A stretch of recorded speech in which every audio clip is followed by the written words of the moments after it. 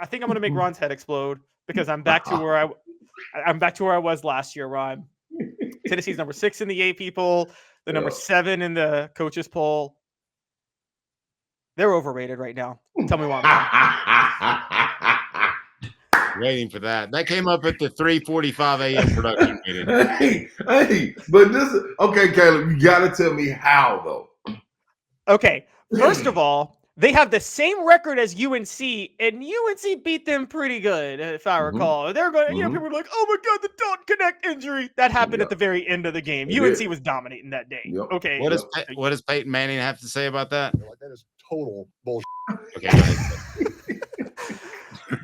Also, as of right now, Tennessee is kind of reverting to what they always revert to under Rick Barnes, which is they're not shooting and hitting enough threes. They are 115th in 3 points made, 99th in 3 points attempted, 180th in 3-point percentage, and they're ahead of a Kentucky team that is 9-2, that is 3rd in 3-point percentage. And Ron, I'm sorry, in college basketball, I've said this 1,000 times, 3-point shooting is what wins in March. It just does, because there is no defense. I don't care how good Tennessee's defense is. When you run into a team that's shooting the ball well from outside, there's no defense that stops it. Yeah, you got to be able to match it. You got to be able to match it. So answer me this though: who, if that was the case, you have to look at who's been played. So who did those losses come to? Who did those down to the wire games come to? So outside of Kansas, Kentucky did handle North Carolina. But outside of that, like who else would you, record-wise, looking at who they played, who would you put ahead of them experience-wise? Well, I would put Kentucky ahead of Tennessee. Why? Who have they played? Because Kentucky is shooting better from 3, and at least in terms of record against common opponents, Kentucky beat North Carolina, and North Carolina, I don't care what the score showed at the end of the game, North Carolina drags Tennessee. Yeah, but you can't. You know they're gonna go by the end of the game score. That's the thing. I know, but I'm going by what I saw. Okay. And then on the other side, North Carolina and Tennessee have the same record, and North Carolina again drags Tennessee. And I know it was in Chapel Hill. It plays a difference. It does make a difference. Makes a hell of a difference. Neutral site and road games and all that makes a difference. Has Tennessee lost at home?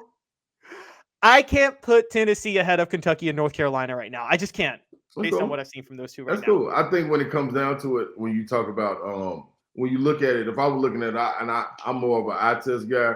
When it comes as impactful plays, I think the plays that have been made by Zakai and the emergence of him is totally different. I think moving forward, I even think in the SEC play, coming off this break, getting ready to go into SEC play, I wouldn't be shocked if the leading scorer and top 3 assist guy in the SEC for Tennessee would be Zakai Zeigler moving forward.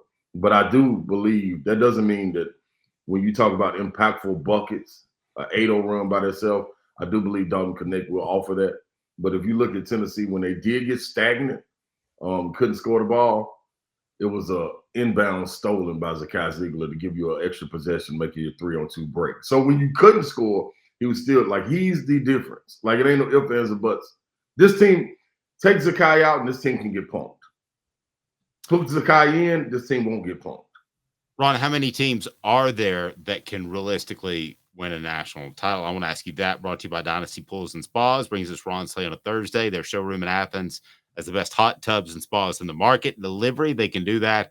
Complete support, spa cover, and chemicals to keep your spa bubbling at its best. Dynasty Pools and Spas. Go to dynastyspas.com. So let me ask you that question. How many teams do you look at? There could always be this incredible upset, but you look at right now and you think they can win a national title. How many teams are there, and is Tennessee one of those teams? In the SEC? No, I was going to go across the nation. Across the okay. Sheesh. I believe Arizona can do it. I believe I most definitely Purdue. I believe Kansas, the way they're playing right now, can do it. I believe Kentucky can do it. I got to see how Bradshaw and when they get the other 7-footers back, how they're integrated into the system, and does that change the rotation? because I feel like they're guard heavy and they're best when they're guard heavy, but you need that length down low. It's going to be interesting to see how that plays and what happens with the dynamic of the rotation for them. So I do think Kentucky can get there just because their backcourt, man, with Dillingham and Reed Shepherd coming off the bench, that's one of the best in the nation. No ifs, ands, or buts about it. I do believe Tennessee can be there, but I think they have to be healthy. You can't get down the stretch and have somebody out. You need all 9 guys that you're gonna run with. 8, 9 guys, you got to have them. I think that's 5. I also believe Texas A&M is a team. If Boots Radford is healthy with Wade Taylor, I believe that it's their problem for people. Who am I missing? UConn is tough, like what Harrell is doing with him. Like he kind of reestablished some different fabric in there. Like they tough to handle, and they're a tough team. Like if you want to get physical with them, you get physical.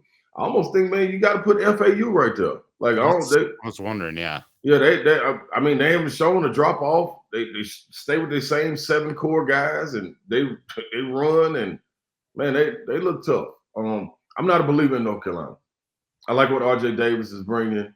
Baycott, they still don't have an inside presence. I know they have the guy at the 4 spot that they back down a lot and run the offense through him, but I ain't no believer in them yet. If the guard, I forgot you say his name, Kaku, how you say his name? If he was a sophomore, I'd be more entitled to put them in this conversation. Well, I think at this point, that's about 7 or 8. Yeah, if they're 7 or 8 and you're in that discussion, is that, I don't know if that's overrated or not, Caleb. That's a discussion I want to be in at this point. That's a great one. Yeah. I mean, do you disagree with any of those teams, first of all, Caleb? I actually disagree with you about UConn right now because the thing about UConn is their shooting has just tanked. They were really good from outside last year. They're awful this year from beyond 3. And I just, again, I don't think really bad teams from 3. I was about to say I don't think really bad teams can go far in March. I'm like, well, that's a duh answer. But I don't think really bad teams from beyond 3. I like to throw Houston in there too. Houston's another one. Kevin Sampson. But Houston also is struggling right now from outside. Yeah, they always struggle until their defense lock down to choke you out. Yeah. If Virginia can win a championship, anybody can win a championship. Ron, you and I both know that Virginia team though was super efficient from 3. They were super efficient. They shot 39% from 3 that year. But they only shot 34 shots probably a game. But if they needed a 3, that Virginia team is kind of like Michigan's offense in football right now. People think Michigan doesn't have a great offense because it doesn't rank that high, but that's because Michigan just chooses to run it every play because they know they can just overwhelm you. But their offense is still good. Impactful threes. Yes. Exactly. I'm not so sure Tennessee is as efficient. But, Rod, I got to ask you a very, very serious question. You saw what Zakai did at the top of the key when those things got tight. You are right. A healthy Zakai can change this. That's very true. A healthy Zakai with a healthy creamsicle Mamba. And but, Ron, speaking of creamsicle Mamba, all right, we got to have a little fun just real quick. Because I'm bringing up creamsicle Mamba. I'm sure you saw the Rashard Mendenhall tweet about 2 weeks ago. Yes, I did. Okay, who's more likely to go? What team would go further? A team of all the best white players in the NFL or all the best white players in the NBA? Oh. And yes, I'm counting foreigners with the NBA because that's the only way. Okay, that was going to be the next question. Yeah.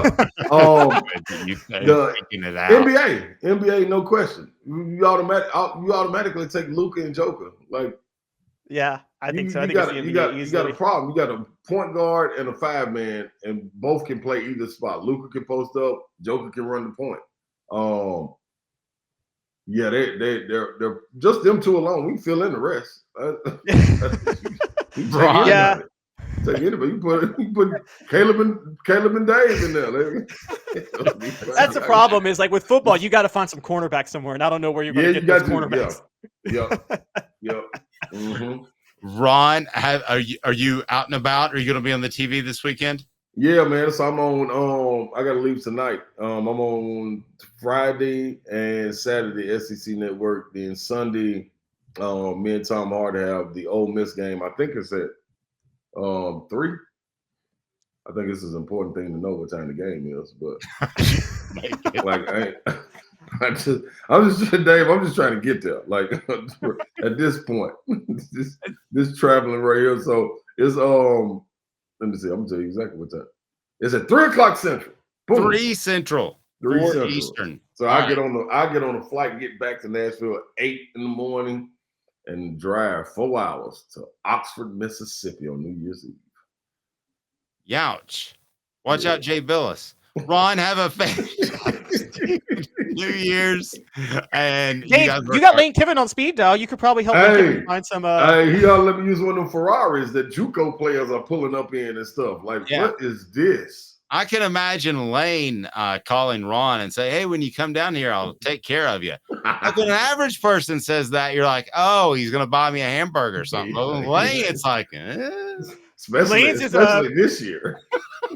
Isn't Lane's patches a Houlihan to Vince Vaughn? I got some hookers in the back.